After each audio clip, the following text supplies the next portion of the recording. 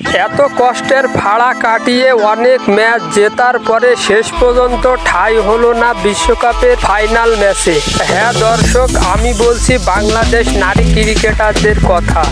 শেষ পর্যন্ত তাদের জায়গা হলো না বিশ্বকাপের ফাইনাল ম্যাচে।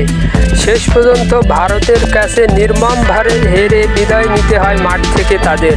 এশিয়া কাপের প্রথম ম্যাচ থাইল্যান্ডের সাথে হেরে পরপর দুইটি ম্যাচ জেতার পর সেমিফাইনালে ওঠে বাংলাদেশ নারী ক্রিকেটের দল।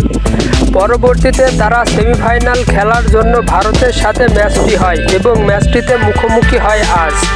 কিন্তু শেষ পর্যন্ত তারা এত কষ্টের ভাড়া কাটিয়েও তারা শেষে জয়লাভ করতে পারেনি। মাত্র 81 রান টার্গেট দেওয়ার পর তারা ফিল্ডিংয়ের জন্য প্রস্তুতি নেয় এবং সে 81 রান কোনো উইকেট ছাড়াই পুজিয়ে দেয় ভারত নারী ক্রিকেটার দল এবং জয়লাভ করে ফাইনালে উঠে যায় ভারত নারী ক্রিকেটার দল।